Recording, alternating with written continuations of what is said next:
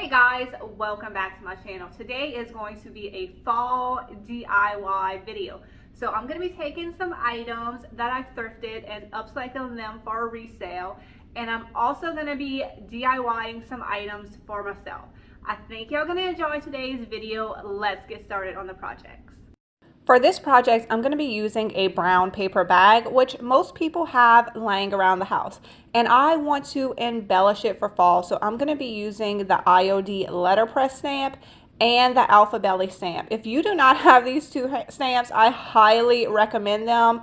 They are absolutely perfect for embellishing all sorts of things. The letterpress stamp comes with 3 different fonts, and the stamps are really small, so they are perfect for all types of surfaces. And the Alpha Belly stamps are made to be used with the font stamps. However, I like to use all the little embellishments, like the little florals and stuff, just to put around my type. So lots of different uses with these 2 stamps. I didn't have 2 L's, so I'm using the T as a placement, but y'all don't forget to take it off. I almost did. And I am using the IOD Stone Gray ink. Guys, if y'all use this ink, it's gonna look translucent, like you haven't put anything on your stamp. But as you can see, it is this beautiful dark gray color. I just wanted to point that out because the first time I used it, I did not think it was working. But it just, I don't know, for some reason, it just looks very translucent on the stamp. So I'm going to take my L and I'm going to just press on the final letter. It's as easy as that. And look how cute this stamp came out. I purchased this huge roll of wire from the Goodwill bins. I knew I could definitely use it on some projects, and it is a pretty low gauge and easy to bend, so that makes it absolutely perfect for little craft projects. So I just cut off some wire. I didn't really measure. But I knew it would be easier to work with if I just cut me a piece. So what I'm going to do is I'm going to make a circle, and then I'm going to start bending my end pieces around the circle. Then I'm going to take my 2 end pieces and just bend them around each other, making a circle and then a little hanging piece. Now I'm going to take my brown paper bag, I'm going to open it up, and I'm going to start bending it or rolling it up around the circle piece. Now you are going to have to tear a little bit of the bag on each side where your handle is, but you just kind of want to bend it around, and then I'm going to grab my hot glue and then hot glue the folds in place. That'll keep the whole thing together. Now, I, of course, am doing this bag for fall. However, you could definitely just change up the stamps on the bag for the different seasons, or you could, add something and make it for year round. I wanted to go for a very rustic look, so I absolutely love how the brown paper bag came out, but I think you could also use this with fabric or maybe like a thin rug.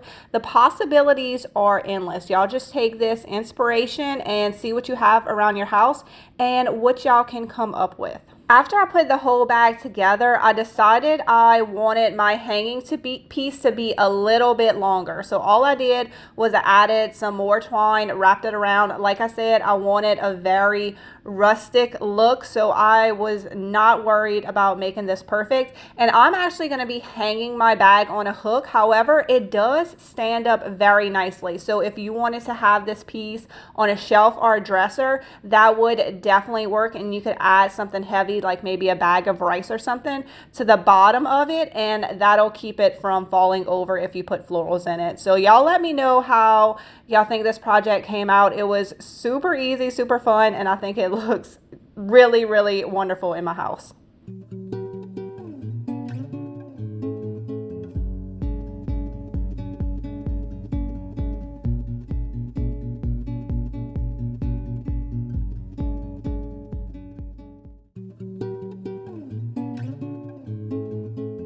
Y'all know that I love decorating with old books. I have a ton of these around my house. So we're going to take this one. It's not, really a fall color. It's just gray. And I think you could take any color book that you have, or even if you had a book with no cover at all and just the pretty off-white pages, this will work. So we're going to take this piece of jute twine and we are just going to tie it around our book just like you would a present. Then I'm going to take some little fall embellishments that I had on hand. The burlap leaves are from the Dollar Tree. I love these. I pick them up every year. And I believe the little pumpkin is as well. And then, of course, we need a little pine cone. And then there's just a little dried piece of eucalyptus. I would just look around your house or even your yard and see what you have that you can use for this project. So I'm going to take another piece of twine and just tie it up kind of like a little bouquet. And I'm going to add it to my book. And that's it. Easy peasy. And this looks absolutely adorable. You can just put it out as a piece of decor in your home for fall.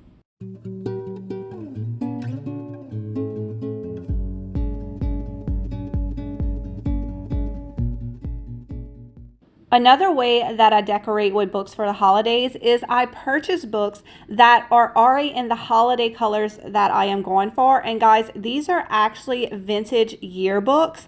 Definitely be on the lookout for these. They come in the most beautiful texture and color and patterns, and they are a nice large size, so they can act as a tray or as a riser and add that pop of holiday color in your room. I love layering in my designs, so I'll put the books and then you can put your decor on top of it. I recently thrifted this very large piece and I'm not positive what it is, but to me, it looks like a pine cone. It feels like something you would put out for fall. So that is what I'm going to make it. I have this beautiful fusion color. It's called Champlain, I believe. I'm saying that right. And it is the most beautiful off-white beigey color. Absolutely love it. So I'm going to go ahead and paint the entire piece in this color. And guys, it only took one coat of paint here. That's definitely one of the things that I love so much about Fusion paint is the coverage is amazing. And of course, I will have a link in the description below to all the products that I used in today's video.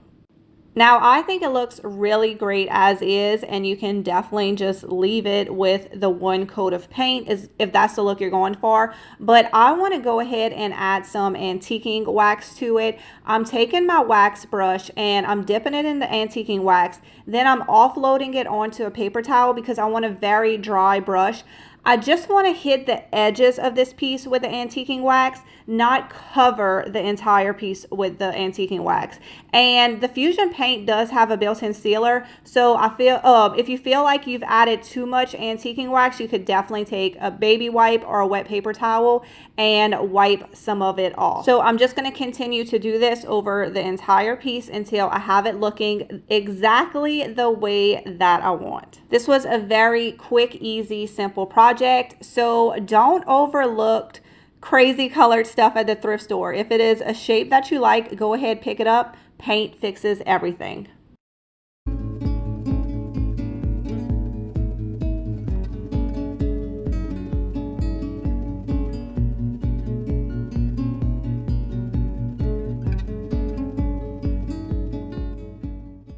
I'm getting ready to decorate my bedroom for fall. So I want to make my own DIY fabric pumpkin. So I thrifted this huge blanket in this beautiful mustard yellow color.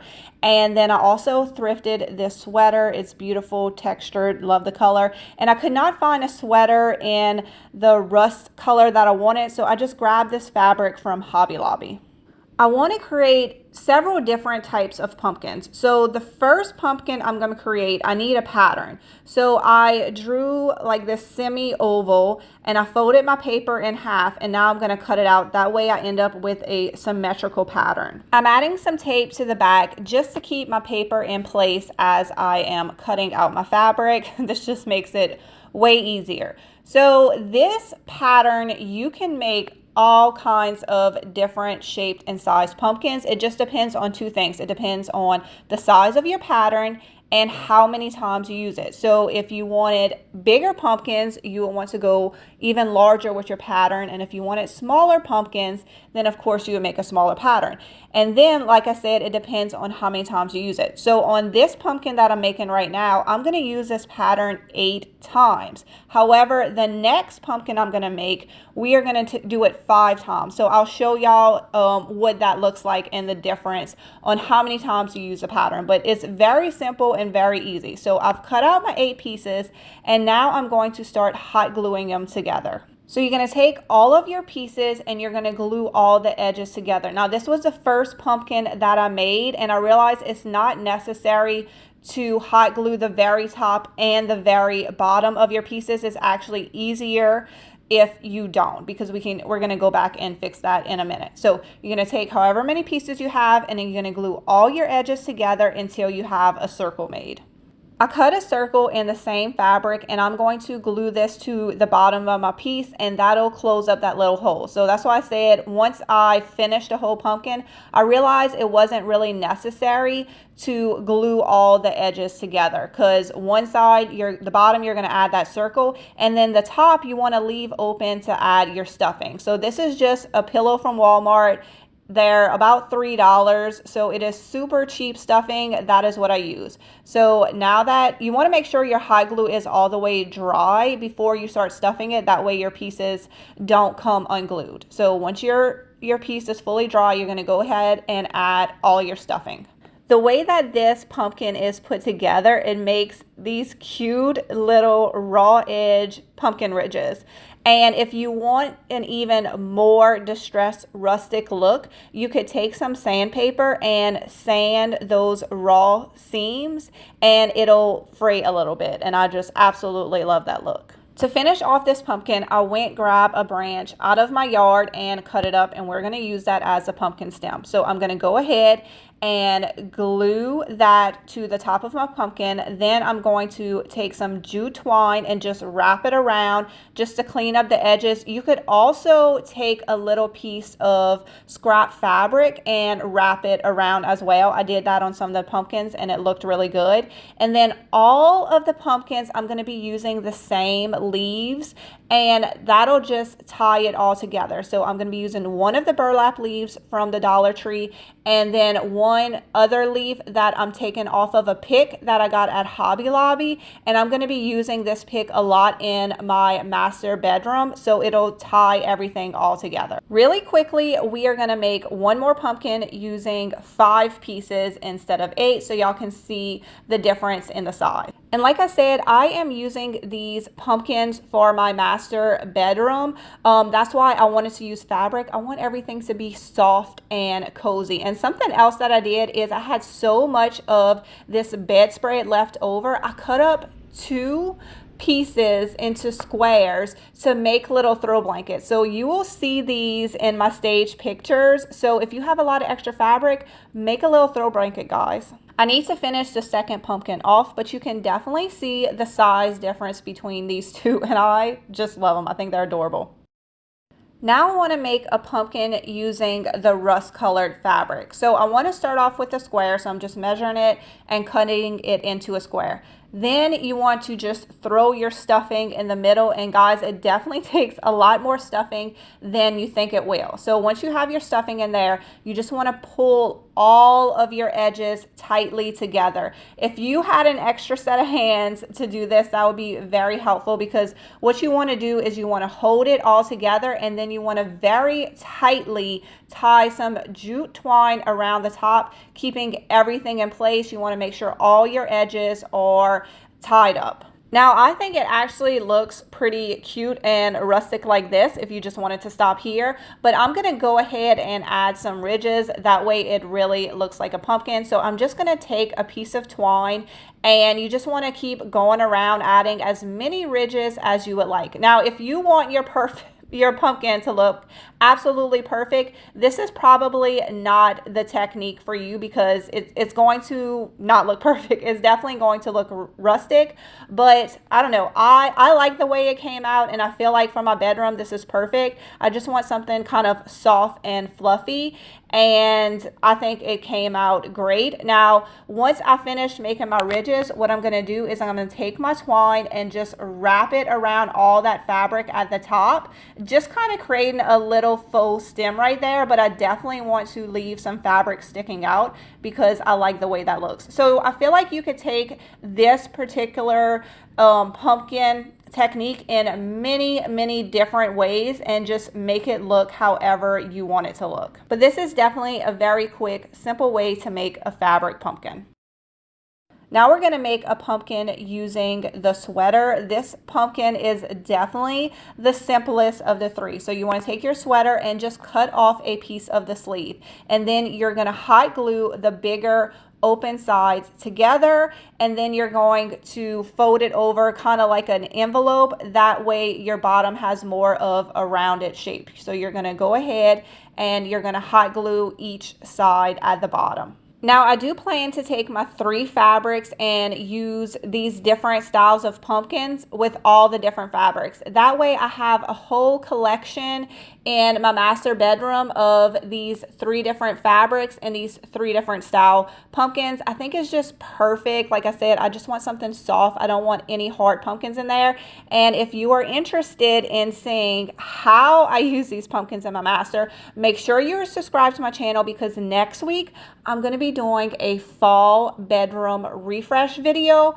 where I take my bedroom and I change it up for fall, and I am so excited about it. To finish off this pumpkin, I'm going to be taking another branch from my backyard to use as a stem, and I'm going to take some jute twine and just tie it around the top, and this will keep everything in place. I did not have to use any hot glue here.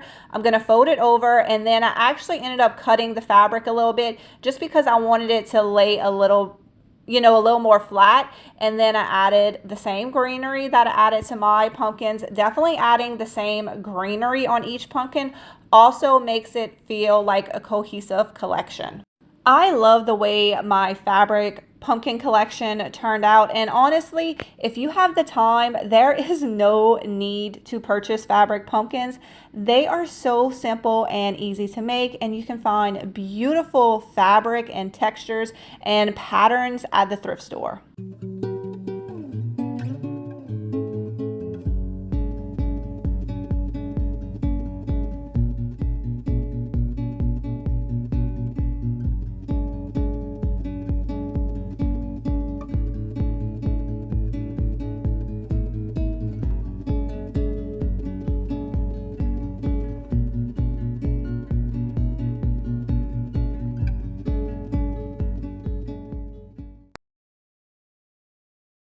Alright guys, I really hope that y'all enjoyed today's video. Please leave a comment below and let me know what was your favorite project. And if you love this video and you love these sorts of DIY videos, I would so appreciate it if you considered subscribing to my channel. I do these sorts of videos every single week, and I'll also have a playlist right here if you are interested in watching more of my videos like this. Once again, I hope y'all were inspired. I hope it got y'all in the mood to do some fall DIY projects for yourself. I hope y'all have a great day, and I will see y'all in the next video.